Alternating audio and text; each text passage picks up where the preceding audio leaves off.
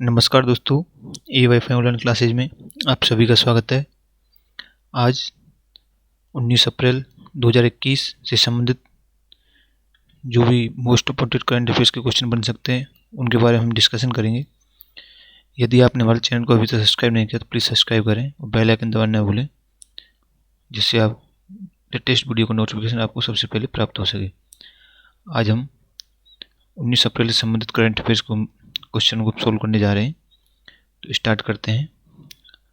आज का पहला प्रश्न है, विजडन पंचांग 2021 में 2010 के दशक के लिए एक दिवसीय खिलाड़ी किसे चुना गया है? विजडन पंचांग 2021 में 2010 के दशक के लिए एक दिवसीय खिलाड़ी किसे चुना गया है? तो इसका आंसर क्या होगा? इसका आंसर हो जाएगा विराट कोहली को इसके लिए चुना गया है, एक दिवसीय क्रिकेट के लिए। इसमें भारत के कप्तान विराट कोहली को विजडन अल्कमैन 2010 के वनडे खिलाड़ी के रूप में चुना गया है। इसमें हम विजेताओं की सूची की देख लेते हैं। जो भारत के कप्तान विराट कोहली, जिन्हें 2010 में वनडे खिलाड़ी के लिए विजडन अल्कमैन के पुरस्कार दिया गया है। जो सचिन तेंदुलकर, जिन्हें 1990 के दशक के वनडे क्रिकेटर हैं वो। कपिल देव की बात करें तो उन्हें वो 1980 के दशक के एक दिवसीय क्रिकेटर के रूप में नामित किया गया था।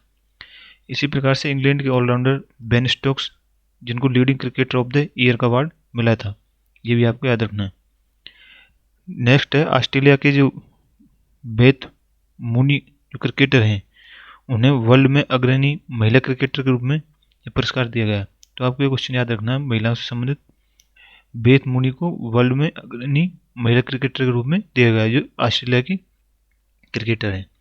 नेक्स्ट है वेस्ट इंडीज के ऑलराउंडर जो किरण पोलार्ड है, को leading T20 cricket in the world चुना गया है। क्या है? किरण पोलार्ड को leading T20 cricket in the world ये चुना गया, आपको याद रखना है। नेक्स्ट है इस बीच में जो जेसन होल्डर को मोहम्मद रिजवान, डोम सिबली, जंग क्रॉली और डेरेन स्टीव्स को भी Wisden cricketer of the year 2021 से नामित किया गया है। ये सभी जितने भी नाम हैं ये आपको याद रखने हैं। तो बढ़ते हैं नेक्स्ट क्वेश्चन की ओर। नेक्स्ट क्वेश्चन है, विश्वास करो wild life and cricket teach me निम्नलिखित में से किस क्रिकेटर की स्मरण पुस्तक है? ये आपको याद रखना है। जो विश्वास करो wild life and cricket teach me, इस पुस्तक का नाम आपको याद रखना है। ये पुस्तक निम्नलिखित में किस क्रिकेटर की स्मरण पुस्तक है? विश्वास करो, जो इसका हिंदी में नाम है वो है क्या जीवन और क्रिकेट सिखाया मुझे। जो wild life and cricket teach me का जो हिंदी में इसका देखें तो इसका या हिंदी में नाम क्या है? क्या जीवन और क्रिकेट सिखाया मुझे। इस क्रिकेटर की संस्मरण पुस्तक किसने संस्मरण पुस्तक है? तो इसका नाम बताना आपको। तो इसका राइट आंसर क्या हो जाएगा? डी, ये सुरेश रैना की है, जो अभी देख रहे होंगे। Believe wild life and cricket teach me नामक एक बहुप्रतीक्षित सुरेश रैना की एक आत्मकथा मई 2021 में इसे बुक स्टैंड पर हिट करने के लिए तैयार किया गया है। जिसकी आत्मकथा को जो सुरेश रैना की है, इसको मई 2021 में बुक स्टैंड पर हिट करने के लिए तैयार किया गया है। ये आपको याद रखना है। बढ़ते हैं नेक्स्ट क्वेश्चन की ओर। नेक्स्ट क्वेश्चन है, बाबा साहब अम्बेडकर से संबंधित निम्न में से कौन सी पुस्तक पीएम मोदी द्वारा 95वीं वर्ष वार्षिक बैठक और भारतीय विश्वविद्यालयों के संघ के कुलपतियों की राष्ट्रीय संगोष्ठी में जारी की गई है? बाबा साहब अम्बेडकर से संबंधित निम्न में से कौन सी पुस्तक है जो पीएम मोदी द्वारा 95वीं जो वर्षगांठ जो वार्षिक बैठक है और भारतीय विश्वविद्यालयों के संघ के कुलपतियों की राष्ट्रीय संगोष्ठी में जारी की गई है? तो इसका आंसर क्या होगा? तो इस क्वेश्चन का राइट आंसर होगा डी, उपरोक्त सभी। इसमें जो है डॉक्टर अंबेडकर जीवन दर्शन, ये भी डॉक्टर व्यक्ति दर्शन और अंबेडकर राष्ट्र दर्शन और अंबेडकर श्याम दर्शन, ये चार किताब अंबेडकर की हैं। ये उपरोक्त सभी इसका राइट आंसर हो जाएगा। ये आपको चार किताबों का नाम याद रखना है, क्योंकि एग्जाम में किसी से भी क्वेश्चन पूछा जा सकता है। एक किताब का नाम इसमें दे देगा और चार ऑप्शन देगा, इस प्रकार से भी पूछा जा सकता है, इसलिए ठीक। बढ़ते हैं नेक्स्ट क्वेश्चन की ओर। नेक्स्ट क्वेश्चन है, विश्व आवाज़ दिवस 2021 के लिए विषय क्या है? इसका विषय थीम क्या है? जो विश्व आवाज़ दिवस मनाया गया था उसकी थीम क्या है, ये आपको बताना है। तो इसका आंसर क्या हो जाएगा? बी, एक दुनिया कई आवाज़ें। इसकी ये थीम है, ये आपको याद रखना है। इसकी थीम क्या है? विश्व आवाज़ दिवस की एक दुनिया कई आवाज़ें इसकी थीम है। विश्व आवाज़ दिवस सभी लोगों के दैनिक जीवन में आवाज़ के विशाल महत्व को प्रदर्शित करने के लिए हर साल 16 अप्रैल को यह विश्व स्तर पर मनाया जाता है। किस डेट को? 16 अप्रैल को मनाया जाता है, जो कल के क्वेश्चन हमने किया था। इसकी थीम जो रखी गई है वह वन वर्ड मैनी वॉइस, ये इसकी थीम है, ये आपको याद रखना है। थीम से भी क्वेश्चन पूछ सकता है। बढ़ते हैं नेक्स्ट क्वेश्चन की ओर। नेक्स्ट क्वेश्चन है, विजडन क्रिकेटर अल्कमेन के 2021 संस्करण में लगातार दूसरे वर्ष दुनिया के अग्रणी क्रिकेटर का नाम किसने लिया है? विजडन क्रिकेटर अल्कमेन के 2021 संस्करण में लगातार दूसरे वर्ष दुनिया में अग्रणी क्रिकेटर का नाम किसने लिया? उसका नाम बताना, उस अग्रणी क्रिकेटर का नाम। तो इसका राइट आंसर हो जाएगा सी, बेन स्टोक्स हैं, उन्होंने ये लिया है। विजडन क्रिकेटर अल्कमेन संस्करण लगातार दूसरे वर्ष भी बेन स्टोक्स के नाम ही इसका ये अग्रणी क्रिकेटर का नाम रहा है। ठीक, बट इंग्लैंड के allrounder Ben Stokes leading cricketer of the year चुने गए, ये आपको याद रखना है। बढ़ते हैं नेक्स्ट क्वेश्चन की ओर। अमेरिकी राष्ट्रपति जो बाइडेन ने घोषणा की है कि 11 सितंबर 2021 तक सभी अमेरिकी सैनिकों को कहाँ से हटा दिया जाएगा, ये आपको बताना है। जो अमेरिका के राष्ट्रपति हैं, यह नाम आपको याद रखना है, जो बाइडेन, इनका भी नाम याद रखना है। इन्होंने घोषणा की है कि जो 11 सितंबर 2021 तक सभी अमेरिकी सैनिकों को कहाँ से हटा दिया जाएगा। इसका आंसर क्या होगा? बी, अफगानिस्तान से हटा दिया गया। कहाँ से? अफगानिस्तान से इनको हटा दिया जाएगा, उन्होंने यह निर्णय लिया है।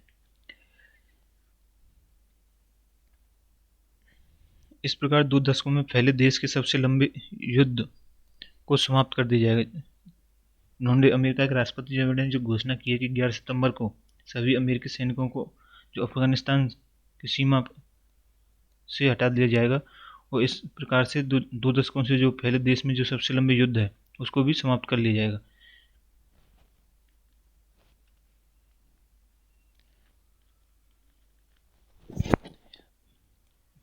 पेबॉय बैंक ऐप एक मोबाइल आधारित ग्राहक अनुकूलन भुगतान समाधान है जिसे किसके द्वारा लॉन्च किया गया है, ये आपको बताना है। पेबॉय बैंक ऐप एक मोबाइल आधारित ग्राहक अनुकूलन भुगतान समाधान है जिसे किसके द्वारा लॉन्च किया गया है, ये आपको बताना है। तो इसका राइट आंसर क्या हो जाएगा? ये इसका राइट आंसर हो जाएगा ए ऑप्शन, मास्टर कार्ड और आरबीएल बैंक। जो पेबॉय बैंक ऐप है एक मोबाइल आधारित ग्राहक अनुकूलन भुगतान समाधान है जिसे मास्टर कार्ड और आरबीएल बैंक द्वारा लॉन्च किया गया है, इन 2 बैंकों के द्वारा, ये आपको याद रखना है। ठीक,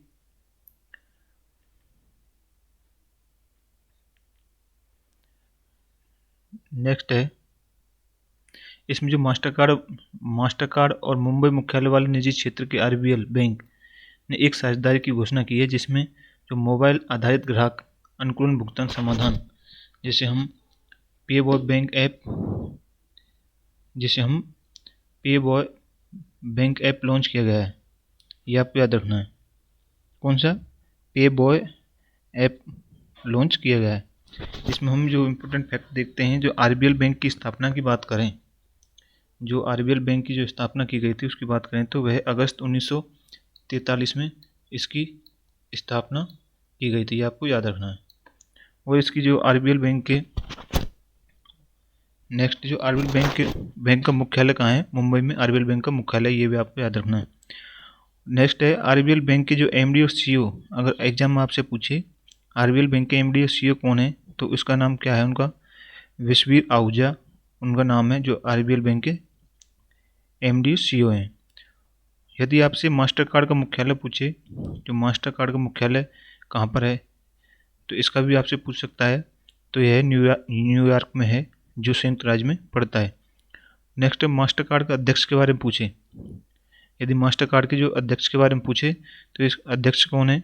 माइकल मेबेक इसके अध्यक्ष हैं। ये सभी जो इम्पोर्टेंट बातें मैंने बताई हैं उनको सभी को याद रखना है, एग्जाम में किसी प्रकार से क्वेश्चन पूछा जा सकता है। बढ़ते हैं नेक्स्ट क्वेश्चन की ओर। नेक्स्ट है, निम्नलिखित में से किसने हाल ही में A1 भाषण तकनीक पर न्यूनेंस को 19.7 बिलियन डॉलर में खरीदा है? किसने खरीदा है ये आपको बताना है। तो इसका राइट आंसर क्या हो जाएगा?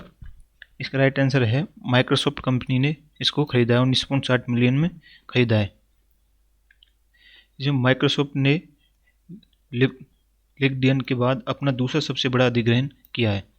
टेक दिग्गज ने AI स्पीच टेक फर्म न्यूनेंस को 19.7 मिलियन डॉलर में खरीदा गया है। इस कदम से वॉइस रिकॉग्निशन में माइक्रोसॉफ्ट की सक्रियता में मदद मिलेगी और इससे हेल्थ केयर मार्केट में तेजी आएगी। ये इसका उद्देश्य है। खरीदने के बाद न्यूनेंस अपने ड्रैगन सॉफ्टवेयर के लिए जाना जाता है। यदि हम बात करें, न्यूनेंस अपने ड्रैगन सॉफ्टवेयर के लिए जाना जाता है, जो गहरी सीखने का उपयोग करके भाषण की स्थानांतरित करने में मदद करता है। तो 2016 में हम देखें तो माइक्रोसॉफ्ट ने लिंक्डइन को 26 मिलियन डॉलर में खरीदा था। 2016 की बात करें तो उसको हमने कितने में खरीदा था? 26 मिलियन डॉलर में खरीदा था। तो इम्पोर्टेंट फैक्ट देखते हैं, माइक्रोसॉफ्ट का मुख्यालय कहाँ पर है? यदि आपसे पूछे माइक्रोसॉफ्ट कंपनी का मुख्यालय पूछे तो ये रेडमंड वाशिंगटन, जो संयुक्त राज्य अमेरिका में पड़ता है। रेडमंड वाशिंगटन के अंदर है, जो संयुक्त राज्य अमेरिका में आता है। नेक्स्ट है, न्यू माइक्रोसॉफ्ट के CEO कौन है? तो CEO कौन हो जाएंगे? सत्य नडेला उसके CEO हैं, आप यहाँ याद रखना है। नेक्स्ट है,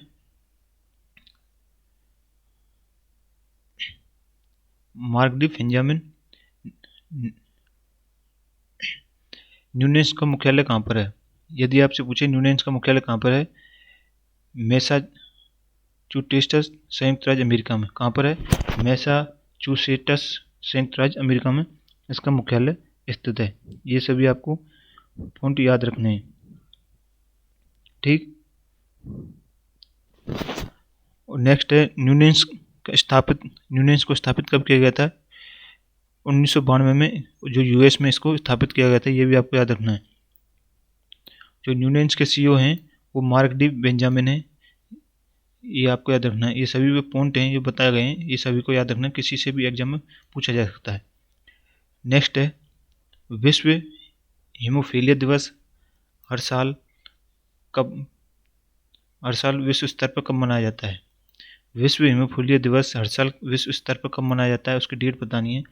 तो इसका आंसर क्या होगा?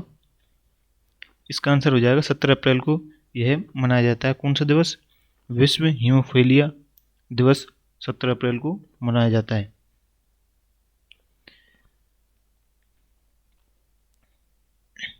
यह दिन हीमोफीलिया और अन्य रक्तस्राव विकारों के लिए जागरूकता बढ़ाने के लिए मनाया जाता है। जो इसका उद्देश्य है विश्व हीमोफीलिया दिवस का, इसमें जो हीमोफीलिया और अन्य रक्तस्राव विकारों को के लिए जागरूकता बढ़ाने के लिए मनाया जाता है।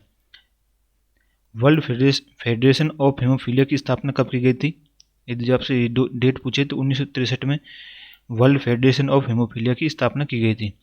यदि आपसे पूछे world federation of haemophilia founders कौन है, यानी कि इसके फाउंडर्स कौन है वर्ल्ड फेडरेशन ऑफ हीमोफीलिया के, तो उनका नाम क्या है? फ्रैंक सनीवल। ये आपको याद रखना है। क्या नाम है? फ्रैंक सनीवल उनका नाम है। नेक्स्ट है, हीमोफीलिया का मुख्यालय का विश्व महासंघ स्थान। जो हीमोफीलिया मुख्यालय का विश्व महासंघ स्थान कहाँ पर है? तो इसका राइट आंसर क्या हो जाएगा? मॉन्ट्रियल में है, जो कनाडा में आता है। ये आपको याद रखना है। बढ़ते हैं नेक्स्ट क्वेश्चन की ओर। नेक्स्ट है, 2021 में विश्व हीमोफीलिया दिवस का विषय क्या है? 2021 में विश्व हीमोफीलिया दिवस का विषय क्या है? तो ये आपको बताना है। तो इसका राइट आंसर क्या हो जाएगा? सी इसका करेक्ट आंसर हो जाएगा। बदलने के लिए अपनाने एक नई दुनिया में देखभाल की देखभाल। ये इसका विषय क्या है? बदलने के लिए अपनाने एक नई दुनिया में देखभाल की दुनिया इस हीमोफीलिया दिवस का विषय है। जो 2021 में जो विश्व हीमोफीलिया दिवस की थीम बदलाव के लिए अनुकूलन, जिसे हम हिंदी में कहेंगे तो बदलाव के लिए अनुकूलन, एक नई दुनिया में निरंतर देखभाल है, ठीक। यह दिवस 1989 में आयोजित किया जा रहा है, जिसमें वर्ल्ड फेडरेशन ऑफ हीमोफीलिया के संस्थापक फ्रैंक सनीवल का जन्मदिन है। ये किसके उपलक्ष्य में मनाया जाता है, जो फ्रैंक्स नेवल के जन्मदिन के उपलक्ष्य में मनाया जाता है, जो इसके संस्थापक हैं विश्व हेमोफीलिया दिवस के। बढ़ते हैं नेक्स्ट क्वेश्चन की ओर।